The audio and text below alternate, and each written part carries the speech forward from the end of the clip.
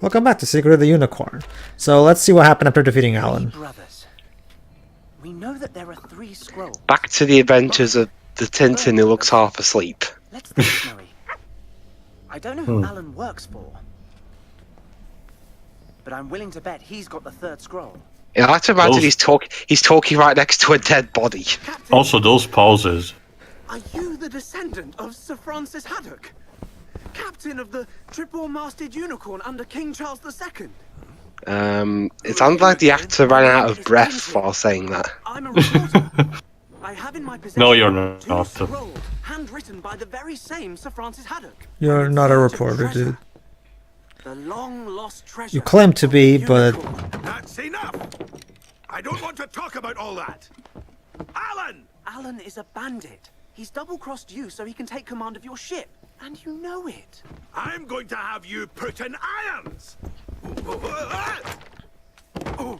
Yeah, that was. That was awkward. Yeah. yeah, How do you screw up a pratfall? they have no comedic timing. Not just that, it was clear they had to shot 3 scenes. One when he started, one in the middle in another location, and the 3rd one when he falls. Christ, who directed this? The guy who did the Taken sequels. It is the year 1676. Oh, text. Oh god, that text. Valiant ship of King The text is literally occupying a third of the fucking screen. I can't see half the ship.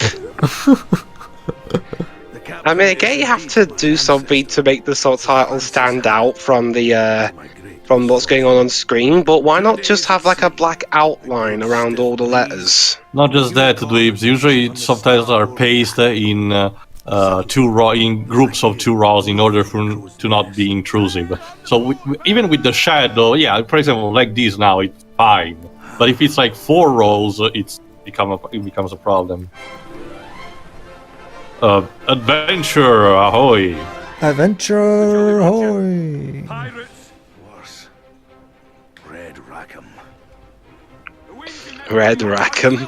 Yeah, I remember the guy who supposedly had the treasure. Sounds like a wrestler. We shall fight. Introducing Red Rackham. Assassin's Creed 4, you're not.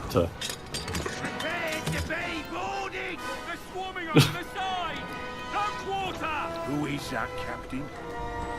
The devil. I wish it were, No. Mr. Mechanic. I wish it were. We shall fight them on the beach. Oh wait, they were already on the sea. Alright, so first you have to use the analog stick, left analog stick, to basically Ignite the cannons. Ignite the cannons. Awkward. Show yourself, pirate. And now, ladies and gentlemen, The this is subtitles didn't even match. yeah. And now, ladies and gentlemen, this is where you can tell this game was made with the Wii in mind. The sword is done with the Wiimote. Or in the case of the PS3 version, you can use the PlayStation Move. Yeah, Skyward Sword, this is not. Yeah. If you're playing on the Xbox 360 or you're playing using on the Wii using either the classic controller or using the DualShock 3 on the PS3, you can just use the right analog stick. Pirate. So basically, here's how you win these fights.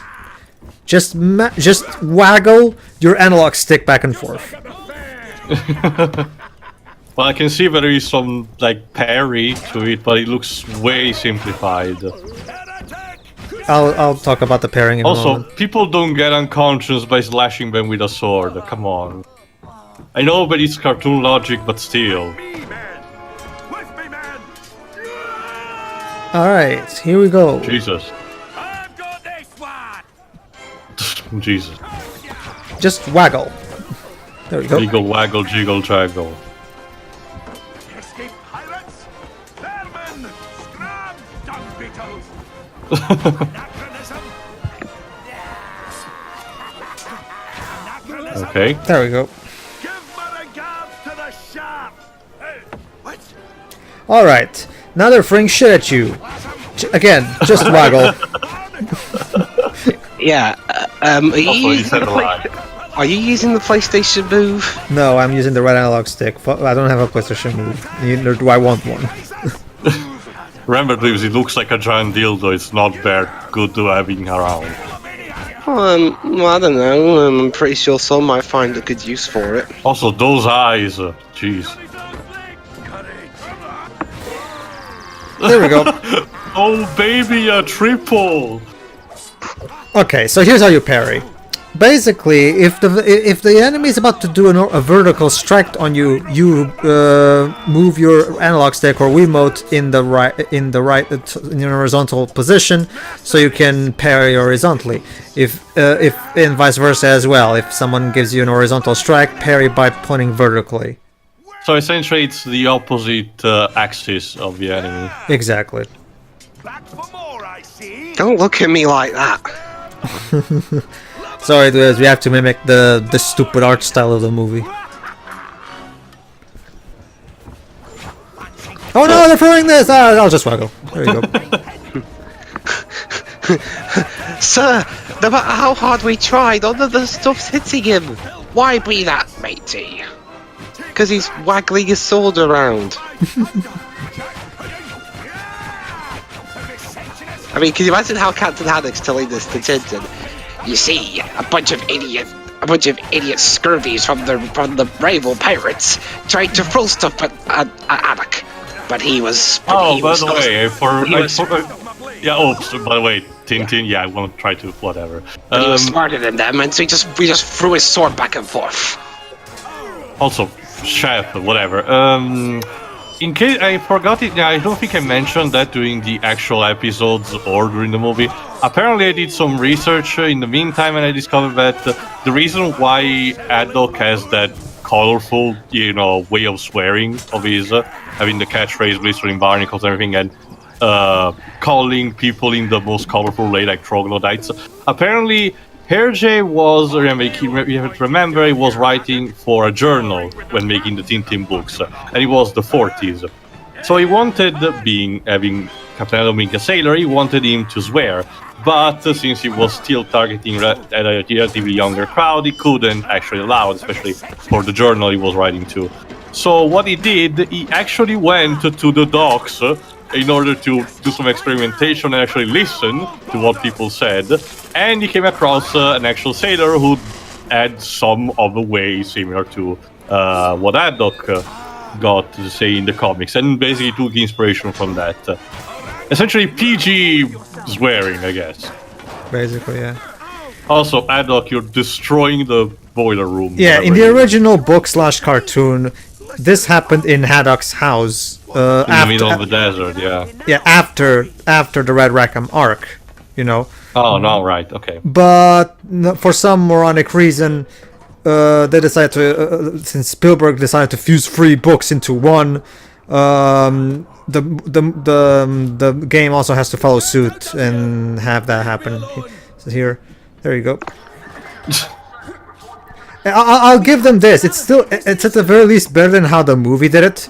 The movie just has Haddok completely be amnesic about the whole thing for some reason, and just slowly reveal this throughout the movie, and it just comes across as padding.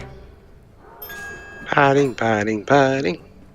It's not even like that, Waves. It's the meh kind of padding.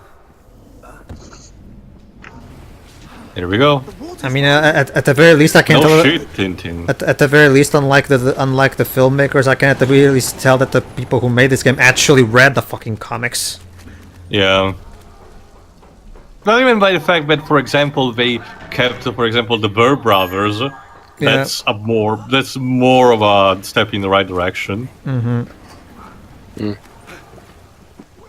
Well, I forgot the question. Is Sakharine still the villain, supposedly? No. Fortunately, we reverted back to the original storyline when it comes to the villain. Seriously, what the fuck was that? I get that for a bit in the book, Tintin thought that Sakharine might have been the villain, but that was just a red herring.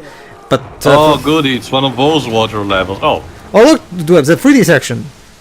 For 3D in this game, God. And it's over. And it's gone. Sorry, Dwibs. We're not quite ready for the Tintin 3D jump. Save yourself. It's been like 20 years and they still haven't. Ugh. Cursed, like all the Haddocks. Oh, again with this curse thing. Yeah. Huh? Wait, Well, Captain. Yeah, for as much Is as it like a chase sequence? yeah, for as much as I just praised the game developers for trying to keep things straight, more closer to comics, that this is actually one thing they did that wasn't even in the movie for some reason. The curse of the Haddocks, that was never a thing even in the Spielberg movie. So I have no idea where the hell they pulled this from. The brains. Probably. I don't understand. You have. Gotta go fast. Hang in there. I still need you, Captain. I don't understand you. Oh. Captain, Okay. come back. Come back. Tintin. Impossible. What? And they die. Well, shit. I don't know. A times page of the script feels like the script feels like they kinda didn't do a good job translating it from French or something. Probably. Shout something in Spanish, Well, really? well, I'm not talking about the dialogue. I'm talking about specifically the plot points being a bit more true to the comics and the I cartoon. wonder about the dialogue just then, more to be honest. Well, Also- well, to be fair, this dialogue has never exactly been the strength of this franchise to begin with. Yeah. Oh, also, this Titanic sinking, apparently. I wonder if Ubisoft wanted to do an actual Titanic game but couldn't, so they implemented this. Yeah, because this never happened. Even in the movie, this didn't happen. So again, it's just an excuse to have another video game level. Although to be fair too, it's still a better excuse than the ones Infogrames came up with for levels. Yeah, yeah.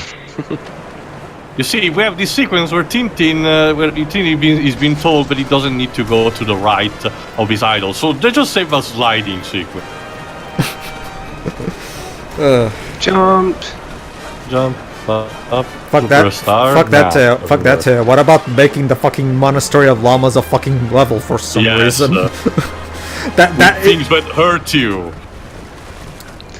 Well, at least they're not being hurt by like leaves or something. True. Shout something in Spanish. Yeah. That's because Dwebs, every time someone, this is a common thing in subtitles, every time someone says something in a different language, because Oh, Snowy, where have you been? instead of translating it, the subtitles just say it says something in insert language here for the sake of keeping the intention of the writers, which is you're not supposed to understand that person. And So now Captain Haddock died. So now instead of the plane actually being from someone who actually wants to chase them, was actually attached to the ship. Yeah, it was attached to the ship. My guess is they didn't want to waste time with that particular plot point, which I can understand, to be honest. Okay. It wasn't exactly the most. There wasn't that much purpose to those two anyway. Captain. Yeah. Oh, wait, what? Die with his ship. They swam out of it, Wibs. Nobody has to die for a ship. I should have. And my ancestor too. Your ancestor? Why? No, don't do any more reenactments. You'll blow up the plane. He fled Well, like a coward. Abandoned yeah, they're trying to create this mystery, and destroyed. which is again just like in the movie. That kind of they do it a bit differently than how the movie did it, but we're still doing that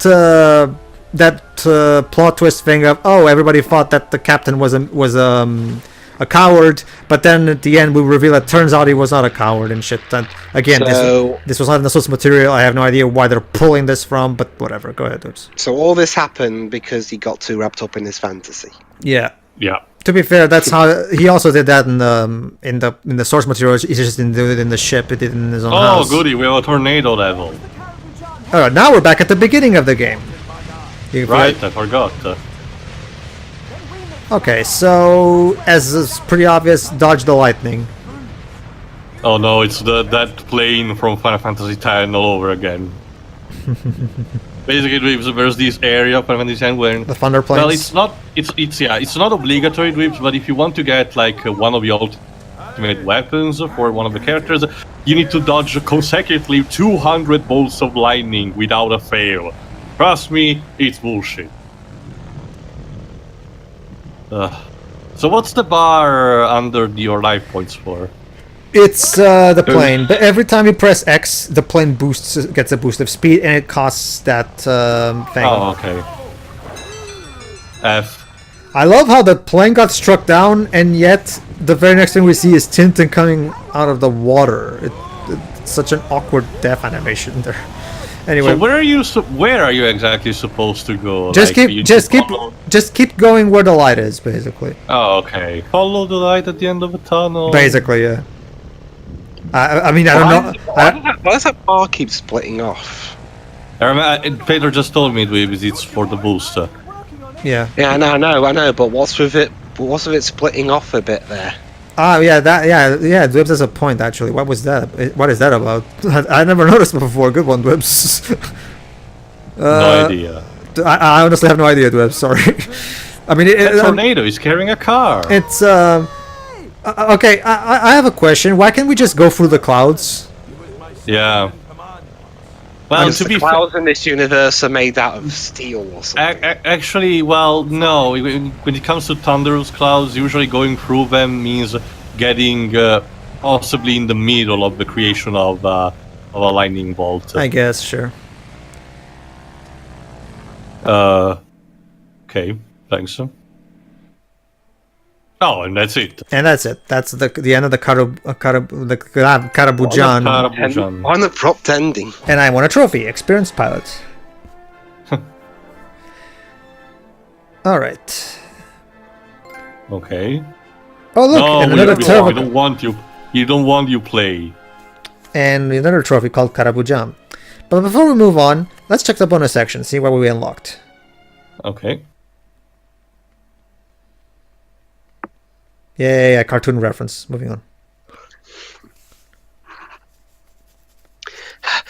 Snowy, how long do we have to run on this trip, Bill? Okay, let's see. Ah, the concept art. Okay. Again, Tintin actually looks like Tintin in that art. Yeah. Wheel. Wilfred was hired as a mechanic on the Karaboujan for his knowledge of... Sorry, Liz, I don't really care about the meaningless NPCs that the developers for some reason decided to give full-blown backstories. First name Archibald, a lifetime sailor who has sailed the seven seas, captain of the Karaboujan. Supposed infamy of his ancestor has haunted the Haddok family for generations. Saltwater often makes him thirsty. I hate that plot, Fred.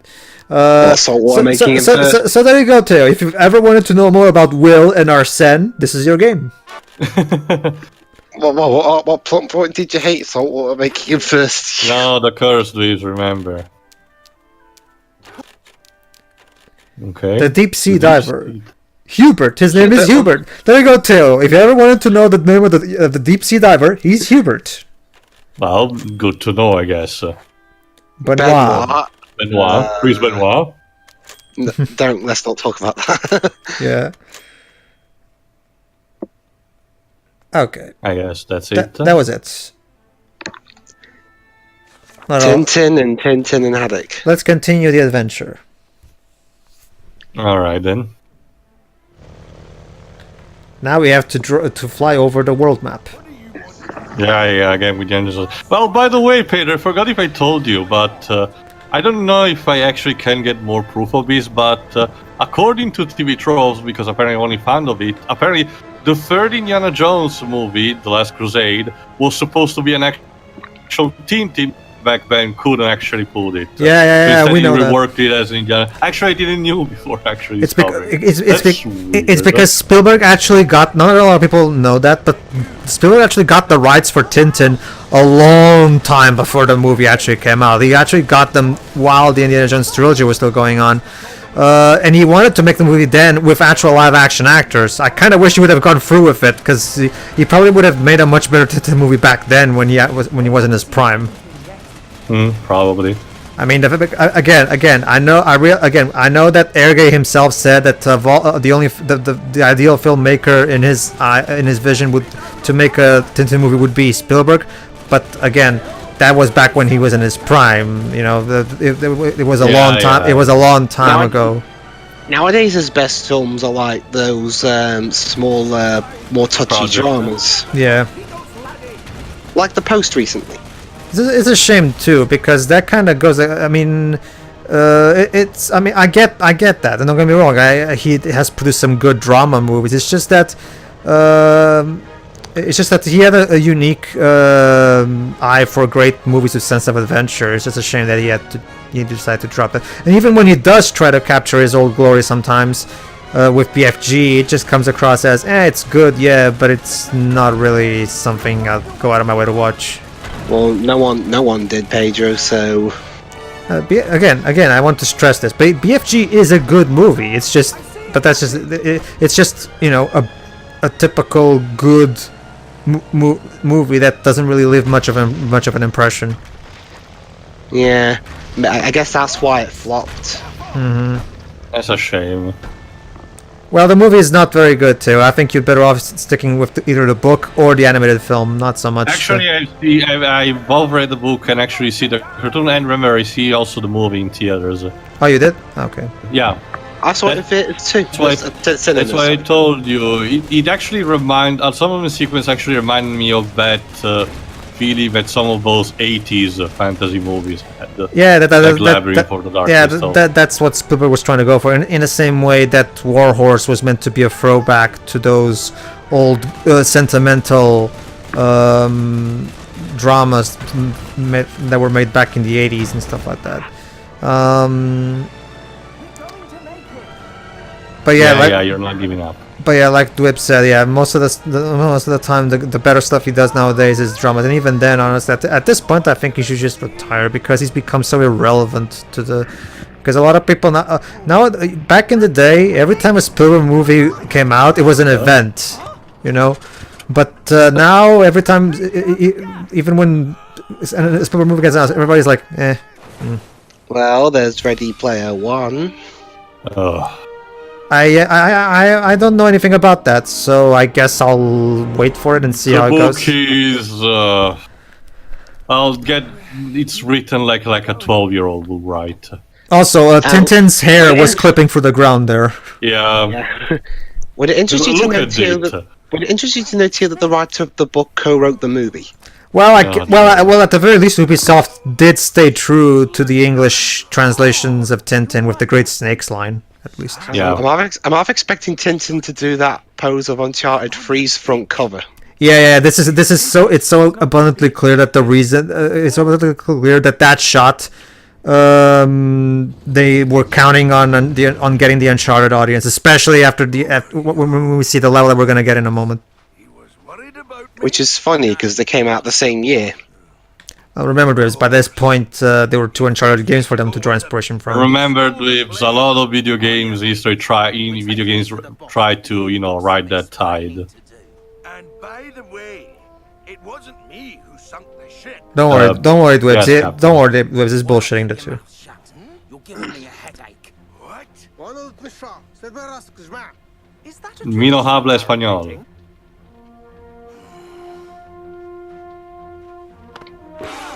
Oh, well, do you know, actually... I guess that works.